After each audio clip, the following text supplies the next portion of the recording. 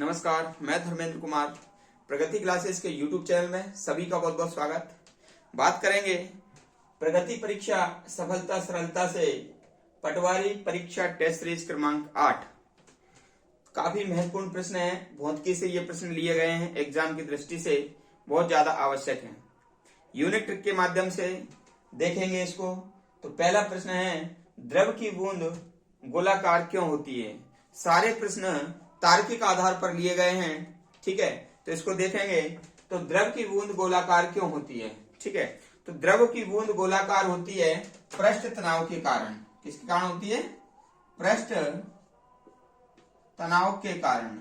क्या है ये जो बूंद है, ठीक है, पानी की जो बूंद होती है, छोटी वाली बूंद, वो क्या होता है? गोल होता है ये बूंद, और अंदर की तरफ, बाहर से अंदर की तरफ क्या लगता है?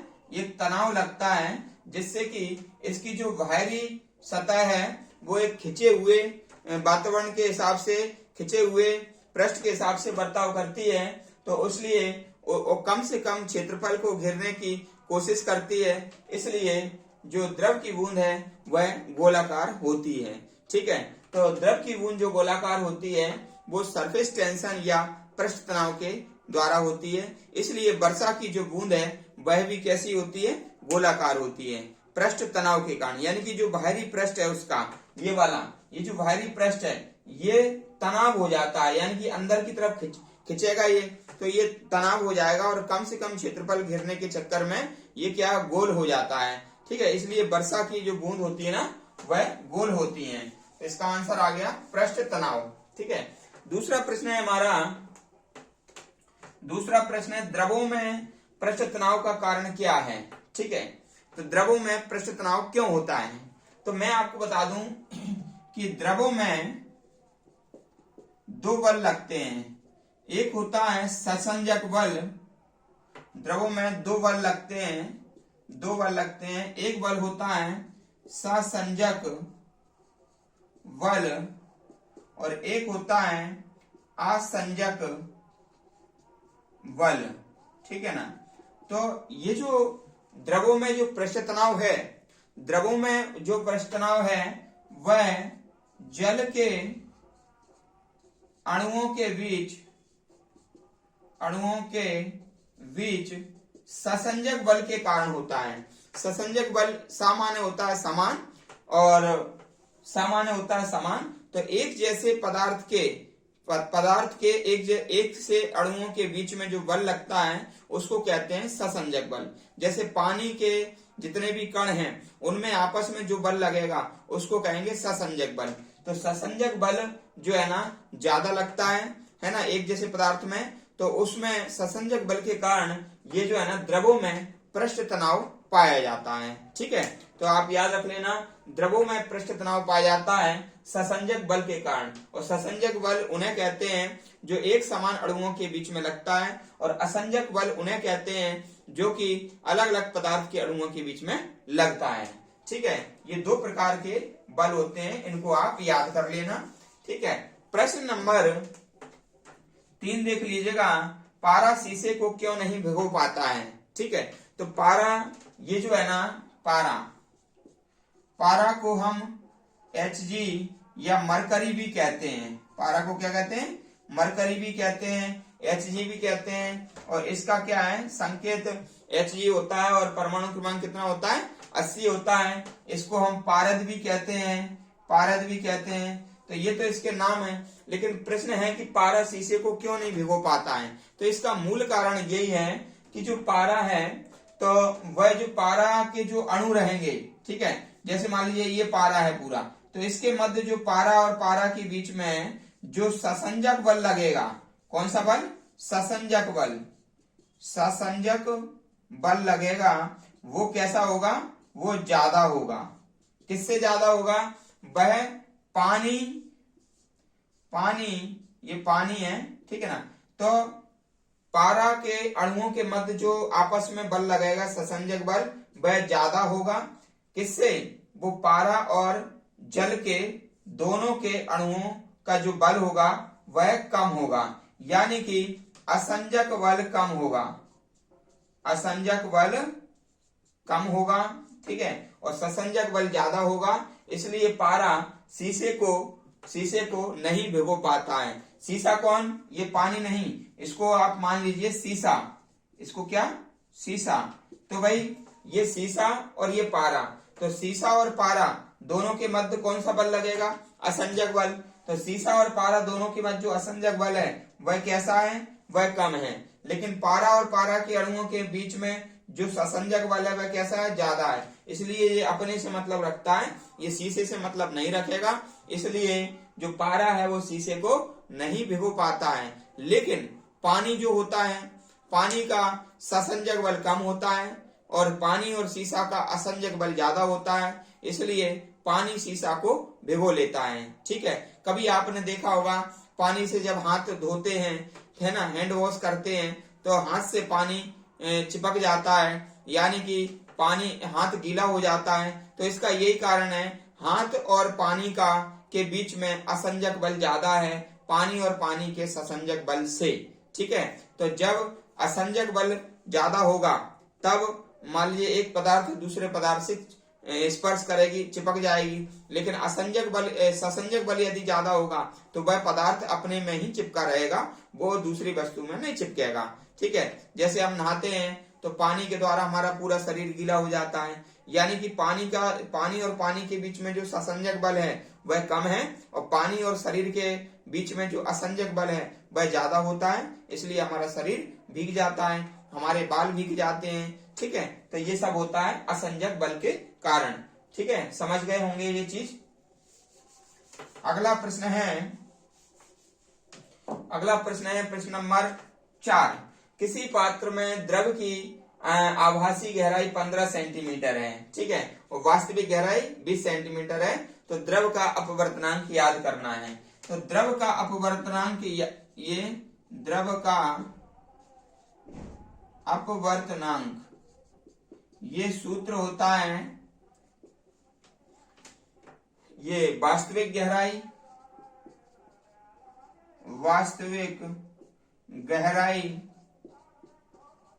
बटे आभासी गहराई। ठीक है, तो आप बताइए वास्तविक गहराई क्या है? 20 है और आभासी गहराई कितनी है? 15 है। भाग देंगे तो 1.33 आ जाएगा। तो ये द्रव का जो अपवर्तनांक हो जाएगा वो हो जाएगा 1.33, ठीक है, सेंटीमीटर। ठीक है ना, तो ये तो सेंटीमीटर में रहता है, तो 1.33 याद कर लेना, ये आपका हो जाएगा द्रव का अपवर्तनांक। ठीक है, प्रश्न नंबर 5 देख लीजिएगा। बर्फ के पिघलने पर भरे गिलास का जल स्तर क्या होगा? बहुत ही महत्वपूर्ण ये प्रश्न है, देख लीजिएगा। प्रश्न नंबर 5, ठीक है ना, जैसे ये जो है आपका गिलास है भाई, ठीक है ना, ये गिलास है और इसमें मान लीजिए यहां तक ये पानी भरा हुआ है, ठीक है ना, यहां तक ये पानी भरा हुआ है, पानी, ठीक है ना। अब यहाँ पर ये आइस के टुकड़े डले हुए हैं, तो कहने का मतलब है जब ये आइस का टुकड़ा घुलेगा तो ये जल स्तर का क्या होगा? ठीक है, तो आइस का टुकड़ा जब घुलेगा तो जल स्तर समान रहेगा। कैसा रहेगा? समान रहेगा, जल स्तर समान रहेगा। तो ये क्यों रहता है जल स्तर समान? क्योंकि जो बर्फ के टुकड़े हैं, तो बर्फ के टुकड़े द्वारा जितना पानी का आयतन घटाया जाता है, यानी कि बर्फ के टुकड़े के द्वारा जितना जल हटाया जाता है उसका जो आयतन होता है, बर्फ जब घुल जाएगी उसके आयतन के, बर्फ के घुलने के बाद जितना भी पानी बनेगा तो उस आयतन के बराबर होता है। ये आप समझ गए होंगे, यानी कि बर्फ के द्वारा जितना पानी हटाया जा रहा है यहाँ से, उसका आयतन प्लस बर्फ जो घुलेगी पानी बनेगा उसका आयतन, दोनों का समान रहता है, इसलिए जल स्तर वही रहता है। ठीक है, तो हम कैसे याद करेंगे? बर्फ के टुकड़े द्वारा हटाया गया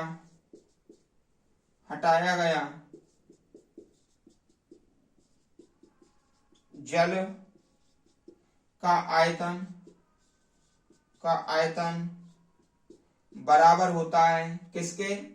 बर्फ के पिघलने पर बना जल के आयतन के। ठीक है ना? तो आपको समझ में आ गया होगा कि बर्फ जितने भी पानी को हटाएगा उसका आयतन प्लस बर्फ का जब जो पानी बनेगा उस पानी का आयतन, दोनों आयतन बराबर रहते हैं, इसलिए गिलास का जल स्तर वही रहता है। क्लियर हो गया ये प्रश्न? ठीक है, अगला प्रश्न देख लेते हैं। अगला प्रश्न है हमारा प्रश्न नंबर 6। किस ताप पर जल का घनत्व अधिक रहेगा? ठीक है, तो 4 डिग्री ताप पर जल का घनत्व अधिक रहता है। ठीक है ना, ये याद कर लेना, 4 डिग्री ताप पर जल का घनत्व कैसा रहेगा? अधिक रहता है। ठीक है, अगला प्रश्न है हमारा, जल के पृष्ठ पर लोहे के टुकड़े क्यों नहीं तैरते हैं? जल के पृष्ठ पर लोहे के टुकड़े क्यों नहीं तैरते हैं? सही बात है कि यदि ये 7वां नंबर है, यदि ये जल है तो इस पर ये जो लोहे का टुकड़ा है, ठीक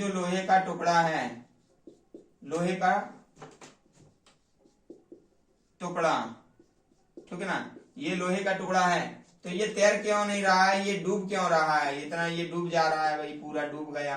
ठीक है ना, तो जो लोहे का टुकड़ा है ये डूब क्यों रहा है? लोहे का टुकड़ा ये इसलिए डूब रहा है कि इसका ये कारण है कि मान लीजिए जो लोहे का टुकड़े का जो घनत्व है, लोहे के टुकड़े का घनत्व वह क्या है? ज्यादा है। ठीक है ना, और जो इसके द्वारा जो हटाया गया पानी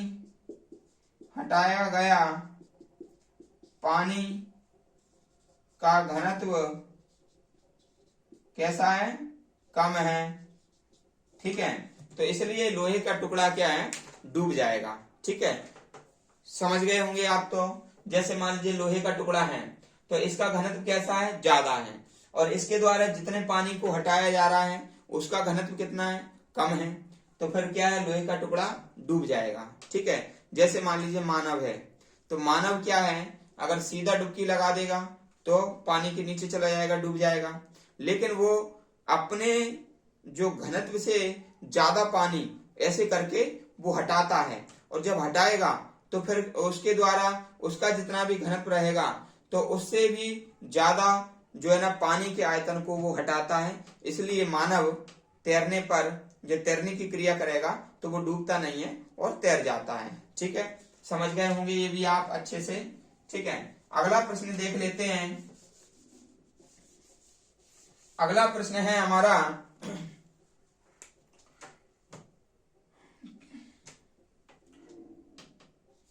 लोहे की सुई जल की सतह पर क्यों तैरती है? ठीक है, बहुत बढ़िया क्वेश्चन है कि जैसे मान लीजिए प्रश्न नंबर 8 है ये मान लीजिए जल है, ये क्या है? जल है। ठीक है, अब ये जल पर लोहे का एक टुकड़ा तो डूब जा रहा है, लेकिन लोहे की जो पिन है, ये बहुत पतली रहती है, ऐसी जो कागज में लगाते हैं, ये क्यों तैर रही है? ठीक है, बढ़िया क्वेश्चन है, क्यों तैर रही है? तो इसका कारण है पृष्ठ तनाव के कारण ये तैर रही है। किसके कारण? पृष्ठ तनाव के कारण पिन तैर रही है। कैसा पृष्ठ तनाव? यानी कि ये जो जल है ना, जल ये लोहे की पिन का कम से कम क्षेत्रफल क्या कर रहा है भाई? स्पर्श कर रहा है। तो कम से कम क्षेत्रफल स्पर्श कर रहा है तो इसका पृष्ठ तनाव कैसा हो जाएगा? अधिक हो जाएगा और पृष्ठ तनाव अधिक होने के कारण लोहे की जो सुई है या पिन है वो पानी पर तैरेगी। लेकिन जब हम इस पिन को एकदम से पानी में डाल दें तो ये जो पानी है ना इसके चारों ओर इसको छू जाएगा, है ना, तो पृष्ठ तनाव क्या होगा, कम होगा। तो इस कारण से लोहे की पिन डूब जाएगी। तो लोहे की पिन पानी पर तैरती है पृष्ठ तनाव के कारण, लेकिन लोहे की पिन पानी में डूब जाती है अत्यधिक घनत्व के कारण। दोनों ही क्वेश्चन क्लियर कर लेना, ठीक है, हो गए होंगे दोनों ही प्रश्न क्लियर। फिर है अगला वाला प्रश्न है अपना, स्थिर पानी में मिट्टी का तेल डालने पर मच्छर कम हो जाते हैं। ठीक है, ये कैसे होता है ये जादू, तो इसका भी देख लेते हैं। क्या होता है कि जो स्थिर जल होता है, ठीक है, तो जल का क्या होता है, जल का पृष्ठ तनाव अधिक होता है, अधिक होता है, ठीक है ना। और जब इस पर तेल डाल देंगे, तेल डालने पर, तेल डालने पर पृष्ठ तनाव क्या हो जाएगा, पृष्ठ तनाव कम हो जाएगा। और कम होने पर वो पृष्ठ तनाव टूट जाएगा, जिससे कि मान लीजिए जो लार्वा है ना वो श्वसन क्रिया नहीं कर पाएंगे, सांस नहीं ले पाएंगे, इसलिए वो लार्वा मर जाएंगे और मच्छर की संख्या कम हो जाएगी। ठीक है, तो तेल डालने पर पानी का पृष्ठ तनाव क्या होता है, कम हो जाता है। और कम होने से वो लार्वा क्या है, ऑक्सीजन नहीं ले पाते हैं, और ऑक्सीजन नहीं लेने के कारण लार्वा मर जाते हैं और मच्छरों की संख्या भी कम हो जाती है। लास्ट प्रश्न है, आर्किमिडीज का संबंध किससे है, तो आर्किमिडीज जो है ना ग्रीक के थे। आर्किमिडीज कहाँ के थे, आर्किमिडीज, ठीक है ना, ये ग्रीक के थे, ग्रीक या ग्रीस, ठीक है ना, ये थे, ठीक है, ग्रीस के थे। और इन्होंने तैरने का नियम दिया था। किसका नियम दिया था, तैरने का सिद्धांत, तैरने का सिद्धांत दिया था, तैरने का सिद्धांत दिया। और इस सिद्धांत को उत्प्लावन क्या कहते हैं, उत्प्लावन का सिद्धांत भी कहते हैं, उत्प्लावन का सिद्धांत भी कहते हैं। ठीक है, इसे एक चीज और कहते हैं, लॉ ऑफ फ्लोटिंग। क्या कहते हैं, लॉ ऑफ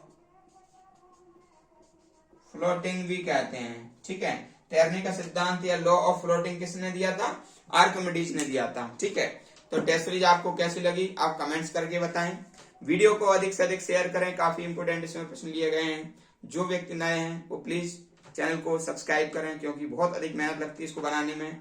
और जो भी व्यक्ति इसको रेगुलर देख रहा है पटवारी टेस्ट सीरीज, वो सिर्फ पटवारी के एग्जाम में ही नहीं, सारे एग्जाम में मान लीजिए प्रश्न पत्र को अच्छा सॉल्व करके आएंगे, ये हमारी कोशिश है। तो इसी के साथ सभी का बहुत बहुत धन्यवाद।